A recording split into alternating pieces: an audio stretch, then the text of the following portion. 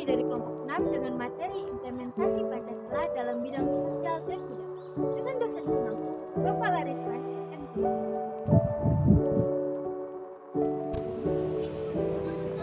Assalamualaikum warahmatullahi wabarakatuh. Perkenalkan, nama saya Wenda Permatasari dengan NIM 22329105. Perkenalkan, nama saya Putri Amalia, NIM 22011064. Assalamualaikum warahmatullahi wabarakatuh. Perkenalkan, nama saya Ziani dengan NIM 22329107.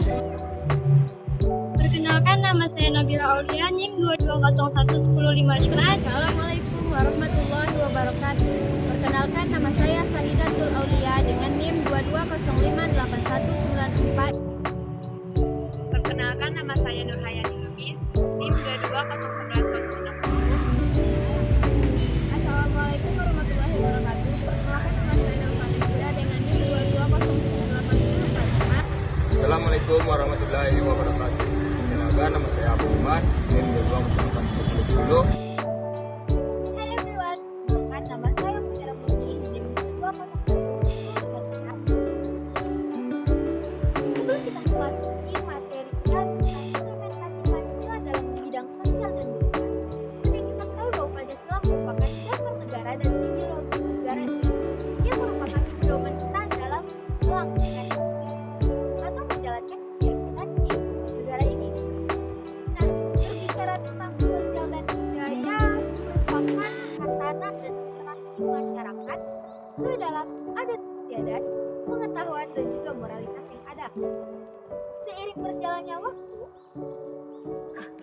teknologi semakin lama semakin canggih yang membuat sosial budaya itu semakin keren. Karena adanya teknologi dan komunikasi yang canggih ini membuat banyak individu yang tidak menginginkan interaksi di luar atau keadaan sekitarnya. Terus sosial budaya ini juga perubahannya ini dapat kita ketahui dengan masuknya budaya asing, yang mana masyarakat ini hanya menerima saja dan juga tidak memilah budaya yang masuk. Seperti yang kita ketahui, banyak remaja-remaja paling penting yang pengaruh oleh masuknya budaya asing tersebut, seperti gaya berpakaian, gaya berbicara, dan juga etika-etika yang ada. Bahkan remaja-remaja sekarang ini tidak memiliki yang namanya etika dan moralitas yang ada di negara kita. Dengan adanya implementasi Pancasila dalam sosial budaya ini dapat membuat kita lebih membuka dengan namanya adat, sopan santun, dan moralitas yang penting. Kita masuk ke dalam implementasi Pancasila di dalam 5 sila tersebut. Nah, kita masuki sila yang pertama, yaitu sila ketuhanan yang Maha Esa. Pada sila pertama ini sangat berpengaruh terhadap bidang sosial budaya. Sila ketuhanan yang Maha Esa ini harus kita implementasikan di dalam diri kita masing-masing. Seperti kita harus menghargai perbedaan yang ada. Contohnya, kita harus bisa menghargai agama apa yang dianut oleh seseorang. Dengan begitu, keutuhan negara akan terjaga dan tidak akan terjadi perpecahan antara satu sama lain.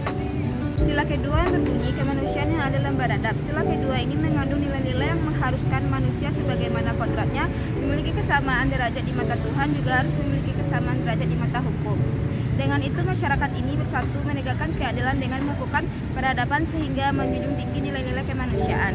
Adapun contoh implementasi yang berdasarkan sila kedua yaitu ketika melakukan suatu unjuk rasa karena adanya kebijakan yang tidak adil dari pemerintah, dari situ masyarakat Indonesia melakukan penegasan dan penolakan secara bersama-sama tanpa membeda-bedakan suku, budaya, ras, dan agama demi terciptanya keadilan. Kelas saya akan mengimplementasikan sila ketiga Pancasila dalam bidang sosial budaya. Seperti yang kita ketahui, sila ketiga yaitu Persatuan Indonesia. Indonesia memiliki keberagaman budaya dari suku, adat, dan istiadat. Kandungan yang terdapat di dalam sila Pancasila yang ketiga adalah seperti semboyan negara Indonesia, yaitu Bhinneka Tunggal Ika, berbeda-beda tetapi tetap satu jua. tidak mempengaruhi runtuhnya persatuan dan tetap menjadi satu kesatuan yang utuh. Adapun contoh implementasi berdasarkan sila Pancasila yang ketiga adalah yang pertama, saling menghargai antar suku dan adat yang berbeda-beda. Nilai-nilai Pancasila di bidang sosial budaya pada sila keempat. Nah, sila keempat ini berbunyi kerakyatan yang dipimpin oleh kebijaksanaan dalam permusyawaratan dan perwakilan. Pada sila ini tuh mengandung bahwasannya kita sebagai manusia itu harus selalu melakukan yang namanya demokrasi dan musyawarah untuk mengambil keputusan. Mengingat perbedaan yang ada pada diri setiap manusia dalam mengambil keputusan untuk menyelesaikan suatu permasalahan. Berbicara tentang implementasi, tentu saja tidak jauh berbeda dengan bidang-bidang sebelumnya, di mana pada sila ini pasti selalu berkaitan dengan yang namanya musyawarah dan juga mufakat. Pengambilan keputusan secara musyawarah. Nah, dalam mengambil keputusan ini tentu saja kita harus dihadapkan pada moral, pada Tuhan yang Maha Esa, dan juga menjunjung tinggi nilai kebenaran dan juga keadilan. Selanjutnya yaitu sila kelima yang berbunyi keadilan sosial bagi seluruh rakyat Indonesia. Sila ini mengandung nilai-nilai yang menjamin kemakmuran yang merata sesuai porsinya kepada seluruh rakyat atas seluruh kekayaan bangsa Indonesia untuk digunakan demi kebahagiaan dan kesejahteraan rakyat bersama.